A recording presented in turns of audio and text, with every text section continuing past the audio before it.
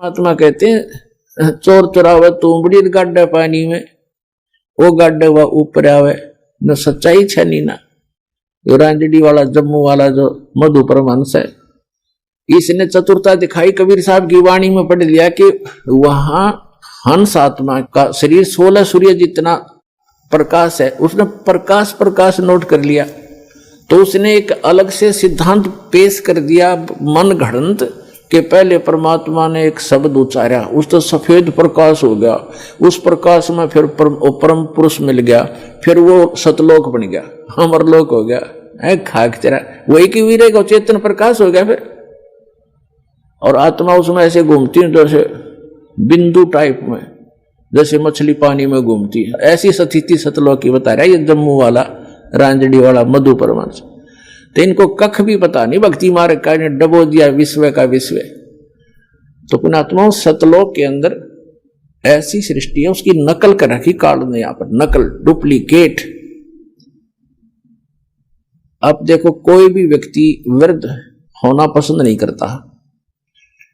अब एक लगभग 75 वर्ष की वृद्धा, और उसको मैंने कहा बुढ़िया चली तेरा सुन ली बात अर्जी तेरी, न बोली तने बुढ़िया दिखू मैं और जाड़ ने दांत उसके।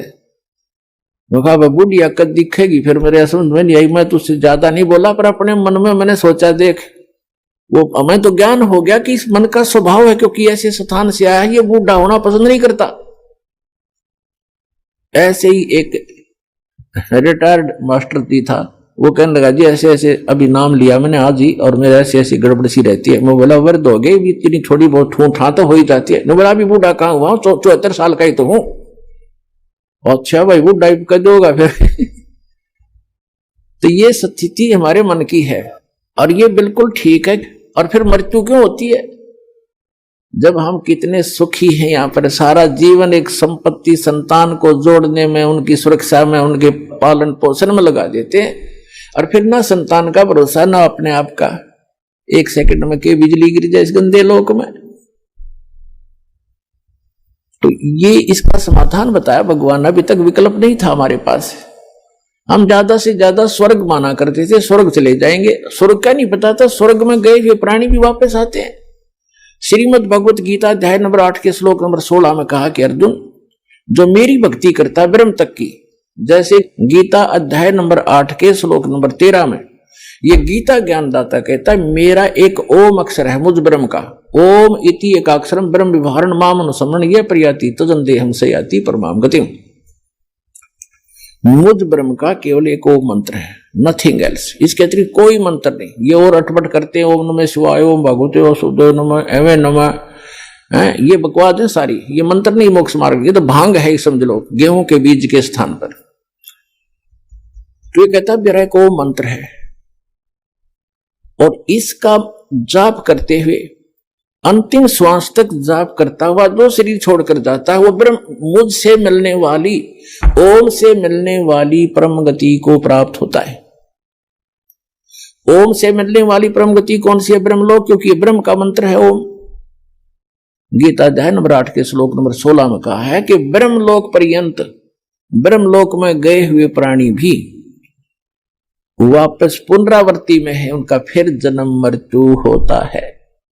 गीता ज्ञानदाता चौथे अध्याय के 5 और 9 श्लोक में, गीता अध्याय नंबर 2 के श्लोक 12 में, गीता अध्याय नंबर 10 के श्लोक नंबर 2 में गीता ज्ञानदाता कहता है कि तुम तेरे और मेरे बहुत जन्म हो चुके हैं, तू नहीं जानता मैं जानता हूं। इसे सिद्ध है कि ब्रह्म ओम नाम का जाप करने वाले ब्रह्मलोक में गए, ब्रह्मलोक में के बाद भी जन्म मृत्यु में आए। और गीता ज्ञानदाता स्वयं कहता मेरे और तेरे बहुत जन्म मृत्यु हो चुकी है, तू नहीं जानता मैं जानता। इसलिए गीता ज्ञानदाता 18वें अध्याय के 62वें श्लोक में कहता है कि अर्जुन तू सर्वभाव से उस परमेश्वर की शरण में जा जिसकी कृपा से तू परम शांति को और सनातन परम धाम को प्राप्त होगा। सनातन परम धाम शाश्वतम स्थानम, शाश्वत माने सदा रहने वाला, जिसका कभी क्षय ना हो कभी नाश ना हो, वो स्थान, वो सत्यलोक है। उसको संत भाषा में सत्यलोक कहते हैं। सत्य का नाश नहीं होता, अविनाशी होता सत्य, वो सत्यलोक है। किसकी शरण में चला जा? गीता अध्याय नंबर 8 के श्लोक नंबर 1 में अर्जुन ने पूछा कि हे भगवान, गीता ज्ञानदाता से कि आप जी ने गीता अध्याय नंबर 7 के और श्लोक नंबर 29 में 29 में कहा है कि जो व्यक्ति जरा और मरण से छूटने का ही प्रयत्न करते हैं, जरा माने वृद्धावस्था और मरण माने डेथ, मृत्यु, जो जरा और मरण से ही छूटने का प्रयत्न करते हैं, यानी संसार की किसी वस्तु की इच्छा नहीं रखते, ते ब्रह्म तत्विदु कर्षणम अध्यात्म अखिल से कर्मम, वो सारे अध्यात्म से और सभी कर्मों से और तत्ब्रह्म से परिचित हैं। अब गीता अध्याय नंबर 4 के श्लोक नंबर 32 और 34 में 2 कंसेप्ट क्लियर किए हैं। एक तो ये किया है कि सच्चिदानंद घन ब्रह्म स्वयं आकर के वो परम अक्षर ब्रह्म अपने मुख कमल से तत्व ज्ञान बताता है, उसके अंदर उस परमात्मा के पाने की यथार्थ विधि होती है, उसको तत्व ज्ञान कहा है। चौथे अध्याय के 34वें श्लोक में कहा कि अर्जुन तू उस तत्व ज्ञान को जो complete God given complete spiritual knowledge है, पूर्ण परमात्मा परम अक्षर ब्रह्म के द्वारा दिया गया जो सच्चा ज्ञान है, वो तत्व ज्ञान है, उसको तू तत्वदर्शी संतों के पास जाकर समझ, उनको दंडवत प्रणाम करने से, कपट छोड़कर सरलता पूर्वक प्रसन्न करने से वो तत्वदर्शी संत तुझे परमा उस तत्व ज्ञान का बोध कराएंगे, उपदेश करेंगे।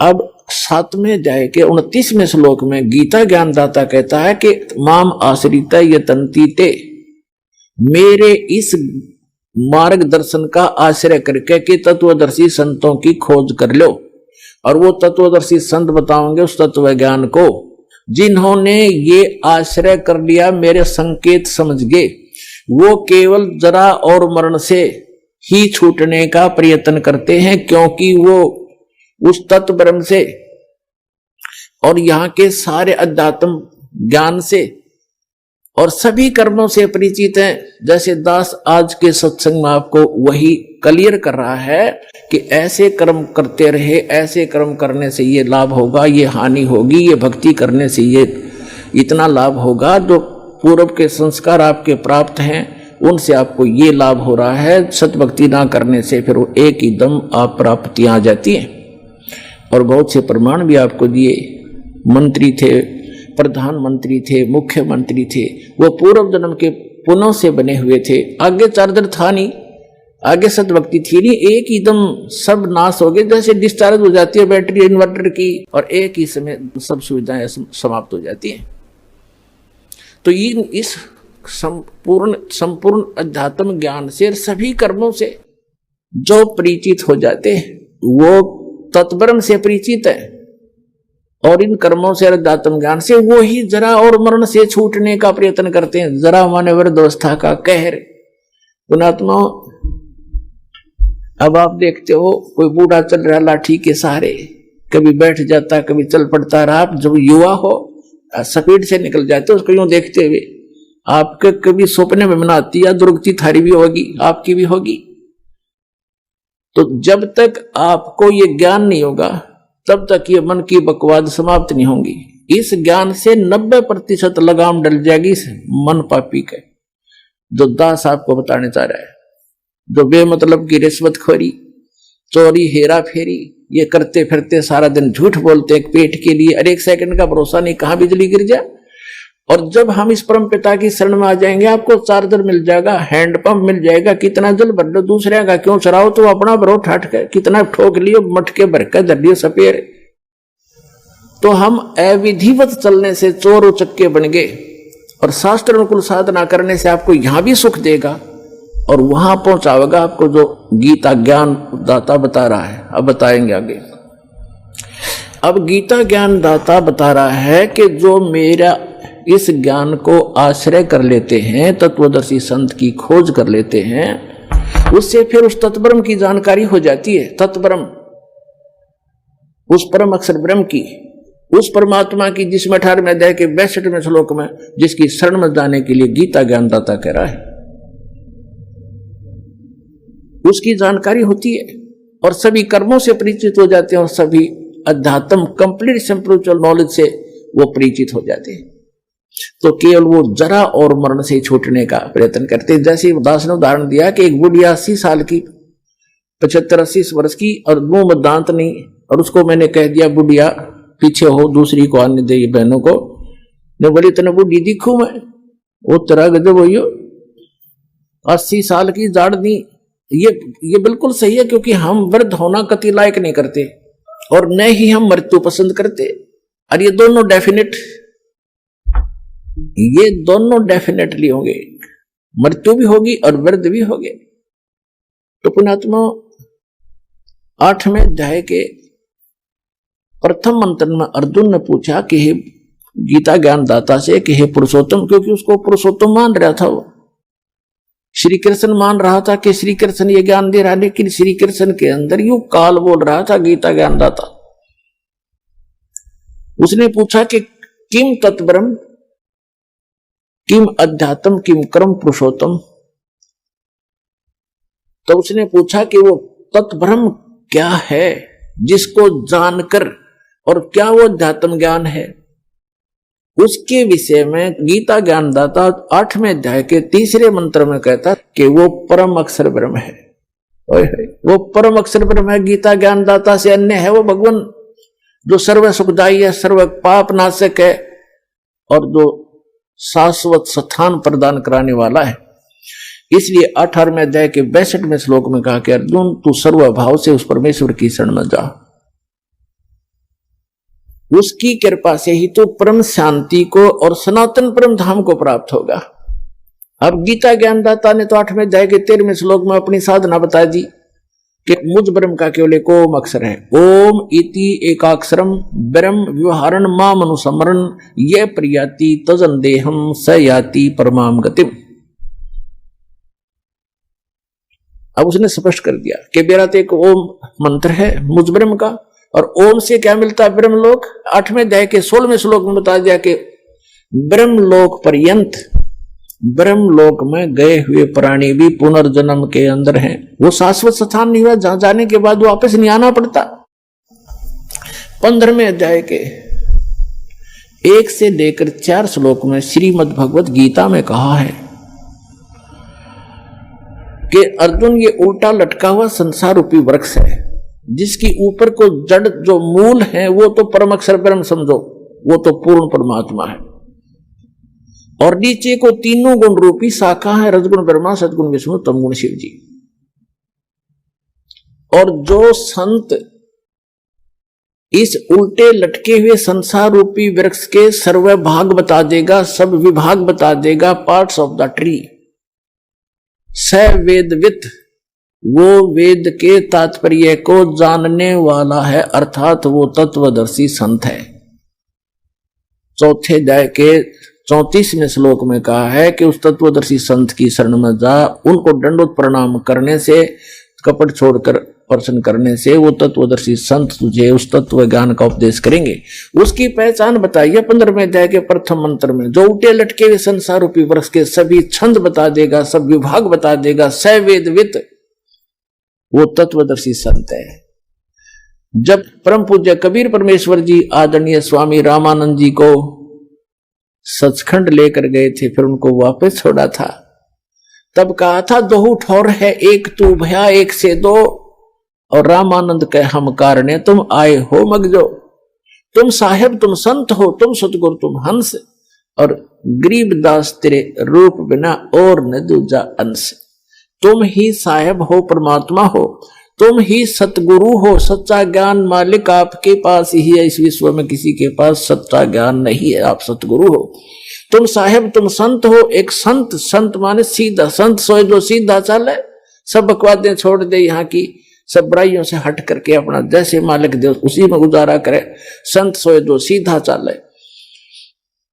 तुम साहेब तुम संत हो, तुम सतगुरु तुम हंस, यानी सब बुराइयों से बचे हुए एक सच्चे हंस, सच्चे भक्त भी आप ही ने भूमिका की है। तुम साहेब तुम संत हो, तुम सतगुरु तुम हंस, और गरीबदास तेरे रूप बिना और न दूदास।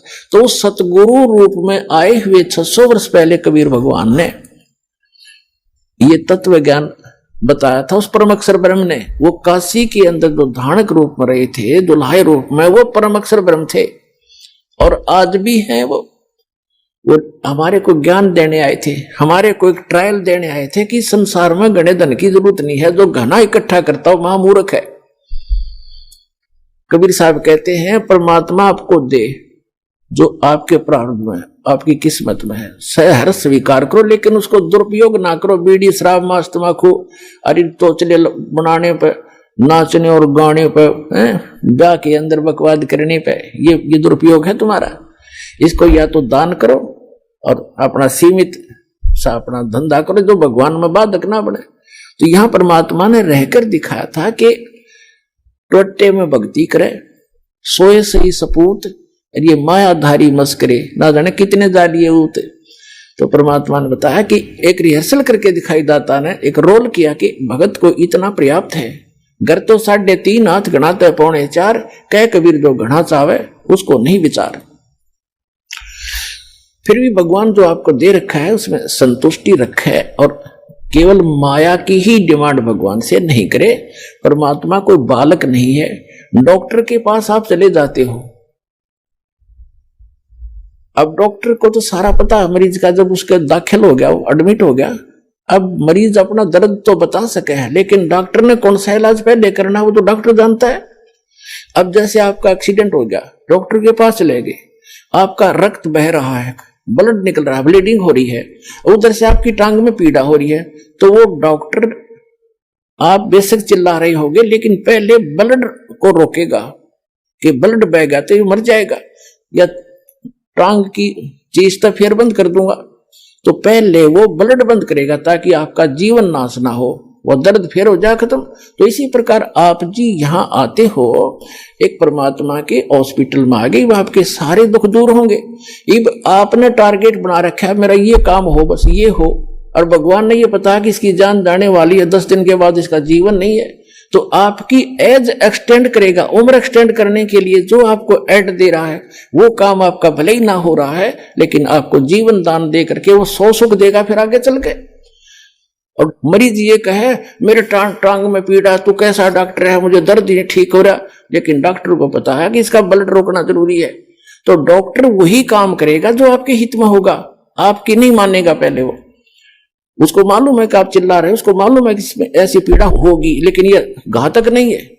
तो छोटे मोटे जो कष्ट आपको यहां आने पर भी हो रहे हैं, जैसे कई तो ऐसे हाथी ठीक हो जाते हैं, कुछ एक को अभी वो राहत नहीं मिल रही है जो वो डिमांड लेकर आते हैं। उसका कारण क्या है कि आपका जीवन नाश होने वाला होगा निकट भविष्य में, और परमात्मा आपको एक्सटेंड करेंगे, पहले वो ठीक करेंगे आपका, फिर आप पे सारा सुख होता चला जाएगा, जीवन भी मिलेगा, भक्ति भी होगी, सारा सुख भी यहाँ का जो चाहिए वो भी देगा।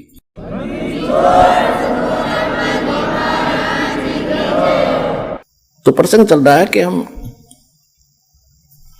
गीता अध्याय नंबर 15 के श्लोक नंबर 1 से 4 में ये स्पष्ट किया है कि उल्टे लटके हुए संसार रूपी वृक्ष को जो जानता है स वेदवित, वो तत्वदर्शी संत है, वो वेद के तात्पर्य को जानने वाला यानी तत्व ज्ञान युक्त है। तो वो ज्ञान स्वयं भगवान ने बोला करके 600 वर्ष पहले, जिसको हम एक दुल्हा एक धान कहा करते थे। पुणात्माओं, ये आपके पिता हैं, पूरे विश्व के सभी आत्माओं के हमदर्द हैं। हमारे लिए ये कैसे वेशभूषा हम यहां रहा करते थे और कैसा रोल करते थे, और पूरे ब्रह्मांडों का संचालन भी वो एक झोंपड़ी में बैठकर किया करते थे। उसकी समर्थता से जब आप परिचित होगे तब आपको पता चलेगा सचमुच हम भगवान को छोड़कर अन्य की जो साधना कर रहे थे वो मोक्षदायक भी नहीं थी, सुखदायक भी नहीं थी। तो क्या बताया परमात्मा ने, अक्षर पुरुष एक पेड़ है जो पृथ्वी से बाहर दिखाई देता, उसको पूरे सभी विभाग सहित उसको पेड़ बोलते हैं, ट्री बोलते हैं, वृक्ष कहते हैं, दरखत कहते हैं, रूख कहते हैं। और उसकी जो नीचे का जो हिस्सा है जड़, वो प्रोक्ष है, वो गुप्त है। तो इसको उल्टा कर लीजिए, ऊपर को जो जड़ है वो संसार रूपी वृक्ष की, तो वो जड़ तो समझो पूर्ण परमात्मा है, और उस पूर्ण परमात्मा ने आके बताया है कि अक्षर पुरुष एक पेड़ है, और सरपुरुष वा की डार, ज्योत निरंजन जिसको कहते हैं सरपुरुष, और तीनों देवा शाखा है ये पात रूप संसार। ये देखिएगा एक संसार रूपी वृक्ष का चित्र दिखाते हैं। ये पृथ्वी से बाहर जो दिखता है समझो,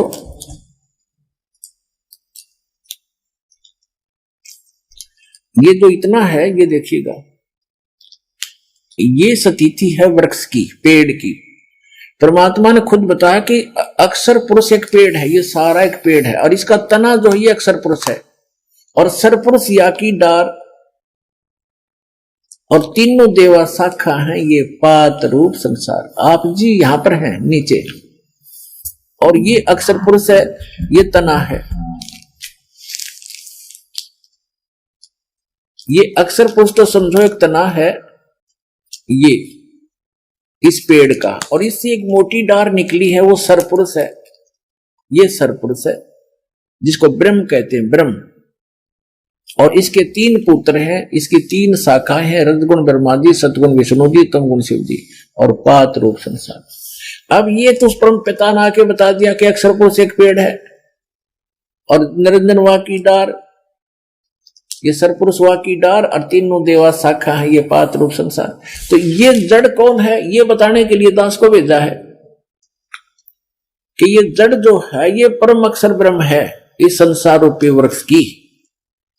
और वो परम अक्षर ब्रह्म कौन है? अनंत कोट ब्रह्मांड का एक रति नहीं भारे, ये सतगुरु पुरुष कबीरे हैं कुल के सिरजनहारे। ये हो परम अक्षर ब्रह्म। अपने आत्मा उस परमात्मा ने स्वयं आकर बताया कि अक्षर पुरुष एक पेड़ है, सरपुरुष वा की डार, और तीनों देवा शाखा है ये पात रूप संसार।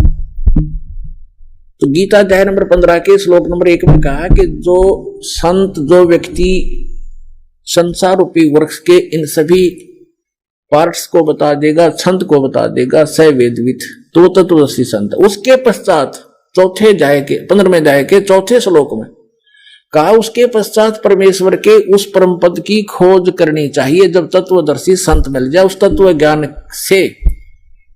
गीता अध्याय नंबर 15 के श्लोक नंबर 1 से 4 का निष्कर्ष दास बताने जा रहा है। तीसरे में कहा है कि उस तत्व ज्ञान से इस अज्ञान रूपी गुत्थी को काटकर समझकर उसके पश्चात परमेश्वर के उस परम पद की खोज करनी चाहिए, जहां जाने के बाद साधक फिर लौटकर कभी संसार में नहीं आते। और गीता ज्ञानदाता कहता है कि जिस परमेश्वर से संसार रूपी वृक्ष की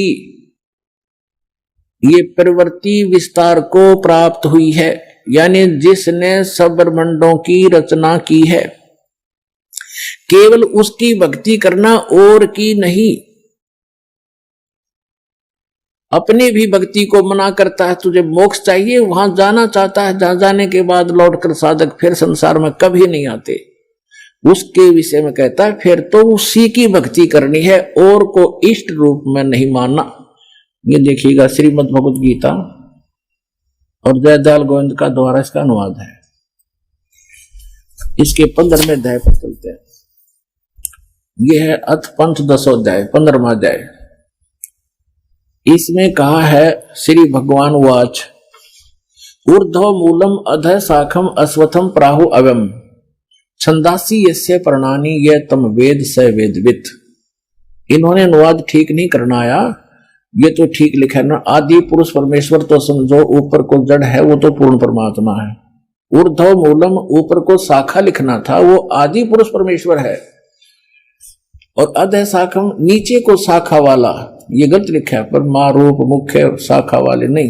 ये देखो दूसरे मंत्र में गीता अध्याय नंबर 15 के श्लोक नंबर 2 में अध और अध 2 बार आए हैं। इन्होंने इसका अनुवाद यहां किया है। अध माने नीचे, अध माने नीचे, बिल्कुल ठीक है। अध माने नीचे, अध माने नीचे। तो यहां ऊर्ध्व माने ऊपर, ऊर्ध्व माने ऊपर। यहां देखो, हम ही नहीं से देख लेंगे 15 में जाएंगे। प्रथम मंत्र में ऊर्ध्व मूलम, ऊपर को जड़ वाला, मूल जड़, और अध शाखम, नीचे को शाखा वाला। एक आम बालक भी समझ जाए इस ज्ञान से। और संसार रूपी पीपल के वृक्ष को अविनाशी कहते हैं। छंद, छंद वेद नहीं होते, छंद माने इसके विभाग, जिसके पत्ते आदि कहे गए हैं। और तम वेद, तम यह वेद जिसको, उस संसार रूपी वृक्ष को जो अंधकार रूप में छुपा हुआ है, ज्ञान रूप में, जिसको समझ नहीं सके, उस संसार रूप वृक्ष को जो पुरुष मूल सहित यानी जड़ से लेकर और पत्तों तक तत्व से जानता है, स वेदवित, स वेदवित, वह वेद के तात्पर्य को जानने वाला है, अर्थात वह तत्वदर्शी संत है। ये दूसरे में क्या कहा है कि उस संसार वृक्ष की तीनों गुण रूप, तीनों गुण माने रजगुण ब्रह्मा, सतगुण विष्णु, तमगुण शिव जी, रूप जल से बढ़ाई हुई नहीं, ये शाखाएं हैं। विषय प्रवाला शाखा है, विषय विकारों वाली ये शाखा है। रजगुण ब्रह्मा, सतगुण विष्णु, तमगुण शिव जी, अध नीचे और ऊपर फैली हुई है। नीचे माने जैसे ये गीता का ज्ञान पृथ्वी पर बोला जा रहा था, ऊपर स्वर्ग, नीचे पाताल, ऊपर और नीचे फैली हुई है। क्योंकि श्री ब्रह्मा, श्री विष्णु, श्री शिव जी एक एक गुण युक्त हैं, एक एक विभाग के मंत्री हैं। इनका प्रभाव इन तीनों ही लोकों पर है, पृथ्वी लोक पर, पाताल लोक और स्वर्ग लोक पर। इससे अन्य जो स्थान है, जो ब्रह्म लोक है, वो अलग स्थान है, वहां पर ये काल भी तीन ही रूप धारण करके रखता है, उसमें भी तीनों ही गुण अपने विद्यमान रखता है। वो ऊपर के लोकों के लोग उससे प्रभावित होते हैं, इनका केवल यहीं तक सीमा है। अब देखो, ऊपर और नीचे फैली हुई, और मनुष्य लोक में, इस संसार में कर्मों के अनुसार बांधने वाली ये भी मुख्य मूलानी, मुख्य कारण है, नीचे और ऊपर फैली हुई है, नीचे और ऊपर। अब तीसरे में कहा है कि इस संसार वर्ष का स्वरूप जैसा कहा है वैसा यहां विचार काल में गीता ज्ञानदाता कहता कि जैसा इसके बारे में सुना है उसको पूर्ण रूप से मैं तेरे को नहीं बता पाऊंगा इस गीता जी के डिस्कशन में। इस संसार वर्ष का स्वरूप जैसा कहा है वैसा यहां विचार काल में नहीं पाया जाता, नहीं पाया जाता। क्योंकि गीता ज्ञानदाता कहता है कि क्योंकि न तो इसका आदि है और न अंत, तथा न इसकी अच्छी प्रकार से स्थिति है, यानी वो परिचित नहीं है उससे। इसलिए इस अहमता, इस सुविरुद्ध मूलम, इस दृढ़, अब जैसे संसार रूपी वृक्ष का ऊपर को जड़ जो स्थान है वो सतलोक, अलखलोक, अगमलोक, अकैलोक, ऊपर क्या जो पोर्शन है सारे चारों लोक वो अविनाशी स्थान है। इसलिए सुदृढ़ मूल कहा, वो मूल जो है वो अविनाशी है, वो शाश्वत है। तो उस संसार रूपी वृक्ष के उस दृढ़ रूपी मूल वाले, यानी जो कभी नाश में नहीं आता, वो जड़ रूपी स्थान, वो भगवान समझो, स्थान और भगवान, यानी वहां का लोक भी अविनाशी, वहां का भगवान भी अविनाशी, वहां के गए हुए प्राणी भी अविनाशी। ये देखो, सुविरुद्ध मूलम, उस अहमता ममता नहीं, उस अति दृढ़ मूल वाले, यानी उस अविनाशी मूल स्थान, जड़ रूपी स्थान वाले संसार रूपी पीपल के वृक्ष को दृढ़ असंग शस्त्रेण छित्वा, इन्होंने यहां गलत कर दिया, वैराग रूप शस्त्र द्वारा नहीं, उस तत्व ज्ञान रूपी शस्त्र द्वारा काट कर, उसको समझ कर, उसके बाद चौथे श्लोक में कहा है, 15वें अध्याय के चौथे श्लोक में कहा है, ये 15वां अध्याय चल रहा है, 15वां अध्याय, यहां हमारे चौथा श्लोक पढ़ रहे हैं। उसके पश्चात उस परम पद रूप परमेश्वर को भली भांति खोजना चाहिए, जिसमें गए हुए पुरुष यानी साधक फिर लौटकर संसार में नहीं आते, उनका जन्म मरण फिर नहीं होता। और जिस परमेश्वर से इस पुरातन यानी आदि संसार रूपी वृक्ष की, यानी जिसने सारे ब्रह्मांडों की रचना की है, प्रवृत्ति विस्तार को प्राप्त हुई है, उसी आदि पुरुष नारायण के मैं शरण हूं, ऐसा निश्चय करके उस परमेश्वर का ही मनन और निधि ध्यान करना चाहिए। परपदे माने उसकी पूजा करनी चाहिए। गीता ज्ञानदाता ने स्पष्ट कर दिया कि मेरी भक्ति करने से तुझे वो शाश्वत स्थान नहीं मिल सकता। उसके लिए गीता अध्याय नंबर 17 के श्लोक नंबर 23 में गीता ज्ञानदाता ने संकेत दिया है कि उस सच्चिदानंद घन ब्रह्म की साधना के 3 मंत्र हैं उसके पाने के। ओम तत्सत इति निर्देश ब्रह्मण त्रिविद समर्थ ब्राह्मणा तेन वेदा च यगा च विहिता पुरा। उस सच्चिदानंद घन ब्रह्म को पाने का, उसके सत भक्ति करने का केवल ओम तत्सत ये 3 मंत्र का निर्देश है। निर्देश माने नथिंग एल्स, फाइनल फैसला, उसके अतिरिक्त अग्रम अग्रम समाप्त, ये निर्देश है, डायरेक्शन है, आदेश भी है और ये राय भी है। सच्चिदानंद घन ब्रह्म को पाने का, उस परम अक्षर ब्रह्म को, उस सुख स्थान को पाने का ये 3 मंत्र की मजदूरी है, स्मरण है इसका 3 मंत्र का। गीता अध्याय नंबर 15 के श्लोक नंबर 16 और 17 में 3 पुरुष बताए, एक सर पुरुष, एक अक्षर पुरुष और तीसरा परम अक्षर पुरुष यानी परम अक्षर ब्रह्म। तो आपको पूरा डिटेल बताई दी है पूरा उल्टे लटके हुए संसार रूपी वृक्ष की। तो परम अक्षर ब्रह्म तो उसकी जड़ समझो, मूल है जो सबका धारण पोषण करता है। तो गीता अध्याय नंबर 15 के श्लोक नंबर 16 में कहा कि 2 पुरुष हैं, सर पुरुष और अक्षर पुरुष, और ये दोनों नासवान, इनके अंतर्गत जितने प्राणी वो भी नासवान है। जीवात्मा किसी की नहीं मरती, वो तो गधे कुत्ते की भी नहीं मरती। फिर 15 में जाके 17वें श्लोक में तुरंत कहा कि उत्तम पुरुष है तू अन्य, पुरुषोत्तम सही भगवान तो इन दोनों से सर और अक्षर पुरुष है कोई और है जिसको परमात्मा कहा जाता है, और जो तीनों लोकों में प्रवेश करके सबका धारण पोषण करता है वो अविनाशी परमेश्वर है।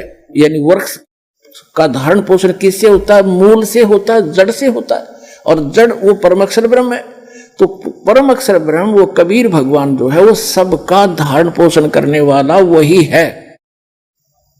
तो यहां क्या बताया है कि उस ओम तत्सत, ओम जो है, ओम तो मंत्र है ब्रह्म का जिसको सर पुरुष कहते हैं, और तत् है ये अक्षर पुरुष का जिसको परब्रह्म भी कहते हैं। ब्रह्म से नेक्स्ट ब्रह्म, परब्रह्म दूसरा, और तीसरा जो मंत्र है सत्य वो परम अक्षर ब्रह्म का है, वो परम अक्षर पुरुष का है। तो ये तीनों मंत्र इस दास के पास उपलब्ध हैं। इन तीनों मंत्रों की मजदूरी करनी है, इसकी साधना करनी है। अभी तक ये मार क्यों खाते रहे कबीर पंथी? ये इन मंत्रों का जाप नहीं करते थे जो दास आपको प्रथम बार देता है। ये कहते हैं तो ब्रह्मा विष्णु महेश की पूजाएं हैं, हम क्यों करें, हम तो सतपुरुष की साधना करेंगे। ऐसे ही ये बात बिगड़ी रही। ये साधना नहीं, ये तो यहाँ के मालिक हैं। बताओ, हम जिस क्षेत्र में रह रहे हैं और वहां के तहसीलदार या वहां के SHO या किसी और से खस्से और उनका जो टैक्स है वो नहीं दें तो हमें लाभ कैसे मिलेगा? जैसे हमने बिजली ले ली बिजली विभाग से, टेलीफोन ले लिया टेलीफोन विभाग से, अजय उनका कर्जा उसको देंगे नहीं, टैक्स उनका रेंट नहीं देंगे तो वो सुविधा बंद कर देंगे हमारी। इसमें क्यों एहसान किया? तो हम मजदूरी कर रहे हैं यहाँ की सुविधा प्राप्त करने के लिए और कुछ धन डिपॉजिट कर रहे हैं जो अपने सवलोक जाने के लिए। तो ये इनकी पूजा नहीं है। हम कोई किसी से जैसे टेलीफोन वालों से टेलीफोन सुविधा ले रखी है, मोबाइल फोन ले लिया, तो उनसे हम अपनी जो मजदूरी करके उनको दे रहे हैं, उनका किराया रेंट उसका बिल भर रहे हैं, तो वो उनकी पूजा नहीं करे, वो हमें आवश्यकता है इसलिए उनसे मेल रखना भी हमारे सभ्यता शिष्टाचार है।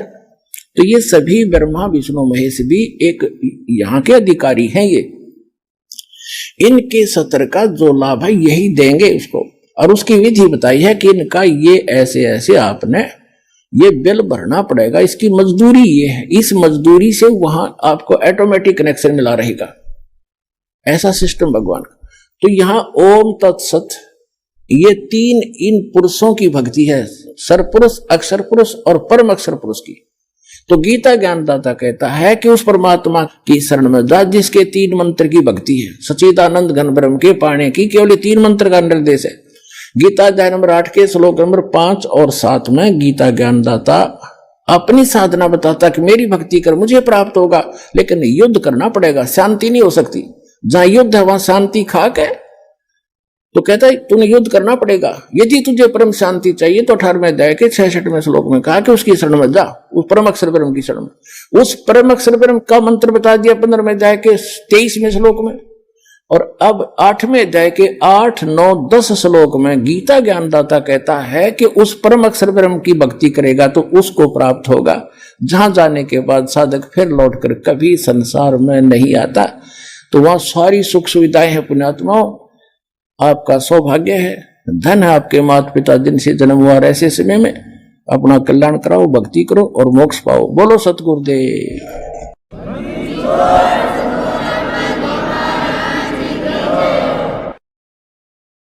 परम पिता परमात्मा पूर्ण ब्रह्म सारी सृष्टि के रचनहार कुल मालिक कबीर परमेश्वर जी की असीम रजा से आप सभी पुण्यात्माएं परमात्मा की महिमा सुनने के लिए उपस्थित हुए। सत्संग में आने से प्राणी को ज्ञान होता है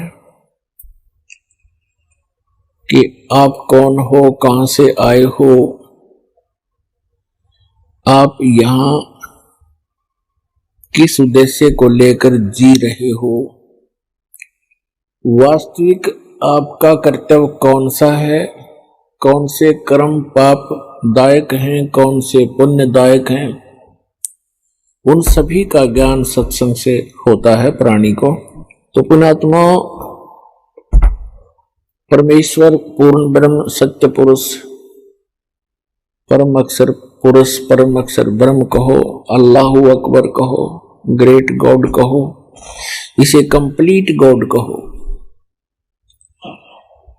ये पूरे ब्रह्मांडों का, संपूर्ण जगत का, सभी आत्माओं का ये जनक है, सबका क्रिएटर है।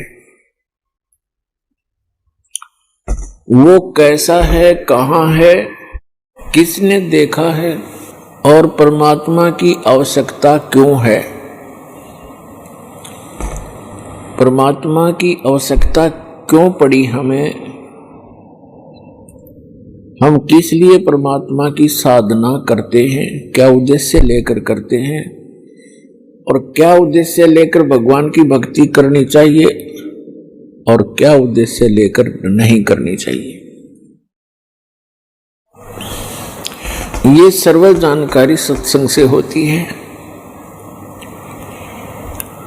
पुण्यात्माओं, सर्वप्रथम तो आपको ये ज्ञान होना चाहिए कि आप जी एक बहुत भयंकर लोक में रह रहे हैं, बहुत ही भयंकर लोक है ये। और इस लोक का जो राजा है, यहाँ का जो स्वामी है, मालिक है 21 ब्रह्मांड का, उसको सरपुरुष कहा है। श्रीमद् भगवत गीता अध्याय नंबर 15 के श्लोक नंबर 1 से 4 और 16-17 में प्रभु की परिभाषा वर्णित है सांकेतिक कोड वर्ड्स में। उसमें लिखा है कि संसार में 2 पुरुष हैं, 16वें श्लोक में 15वें अध्याय के। एक सरपुरुष है, एक अक्षर पुरुष है। सरपुरुष ये ब्रह्म है जिसके लोक में आप और हम निवास कर रहे हैं। इसको संतों ने, परमेश्वर ने, कबीर देव ने इसको काल कहा है और यही गीता का ज्ञान दाता है। और इसने श्रीमद् भगवत गीता अध्याय नंबर 11 के श्लोक नंबर 32 में स्वयं ही स्वीकारा है कि मैं काल हूं अर्जुन, और सर्व लोकों का नाश करने के लिए अब प्रवृत्त हुआ हूं, अभी प्रकट हुआ हूं। श्री कृष्ण जी काल नहीं थे, इन्होंने पहले कभी अपने आप को काल नहीं कहा और गीता ज्ञान देने के उपरांत उन्होंने कभी अपने आप को काल नहीं कहा। ये सरपुरुष, ये काल भगवान, जिसे सनातन धर्म के ऋषि जिसको ब्रह्म कहते हैं, ये सरपुरुष है। इसको काल भी कहते हैं, ये स्वयं भी काल कहता है अपने आप को, मैं काल हूं और सबका नाश करने के लिए प्रवृत्त हुआ हूं। श्री कृष्ण जी में प्रवेश करके ये श्रीमद् भगवत गीता का ज्ञान इसने बोला, जिसमें अधिकतर ज्ञान वेदों वाला ही है। हम सरपुरुष के लोक में रह रहे हैं, तो श्रीमद् भगवत गीता अध्याय नंबर 15 के श्लोक 16 और 17 में 3 पुरुष बताए हैं। एक सरपुरुष है जो 21 ब्रह्मांड का मालिक है, स्वामी है, प्रभु है, राम है, गॉड है, अल्लाह है। और दूसरा अक्षर पुरुष है जिसके 7 शंख ब्रह्मांड है, नील, पद्म, शंख, 7 शंख, 7 शंख ब्रह्मांड का वो स्वामी है। उसको अक्षर पुरुष कहा है श्रीमद् भगवत गीता अध्याय नंबर 15 के श्लोक नंबर 16 में।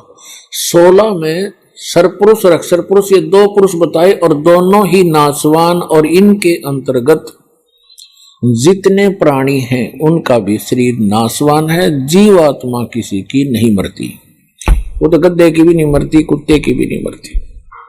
फिर श्रीमद् भगवत गीता अध्याय नंबर 16 के श्लोक नंबर 17 में तुरंत कहा है कि उत्तम पुरुष है तू अन्य परमात्मा इति उदाहरते। ये लोग तरम आविश्य विभर्ति अवय ईश्वर है। उत्तम पुरुष यानी पुरुषोत्तम श्रेष्ठ परमात्मा तो कोई और है इन दोनों से, सरपुरुष और अक्षर पुरुष से। वही तीनों लोकों में प्रवेश करके सबका धारण पोषण करता है, और वो वास्तव में अविनाशी परमात्मा है। अपने आत्माओं श्रीमद् भगवत गीता अध्याय नंबर 15 के श्लोक नंबर 1 से 4 में स्पष्ट किया है।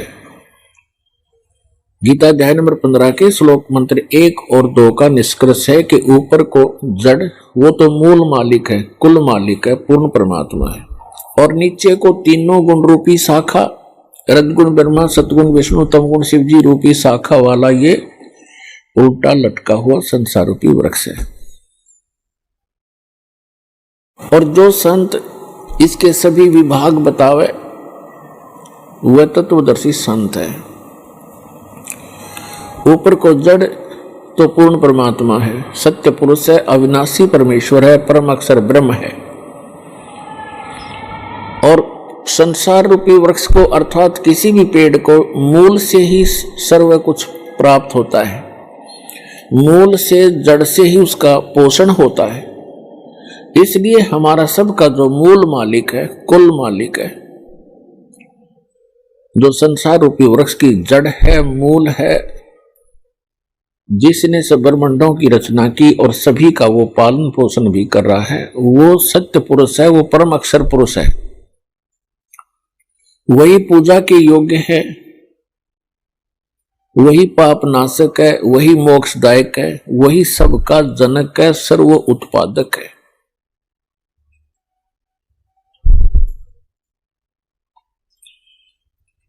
तो श्रीमद् भगवत गीता अध्याय नंबर 15 के श्लोक नंबर 1 में कहा है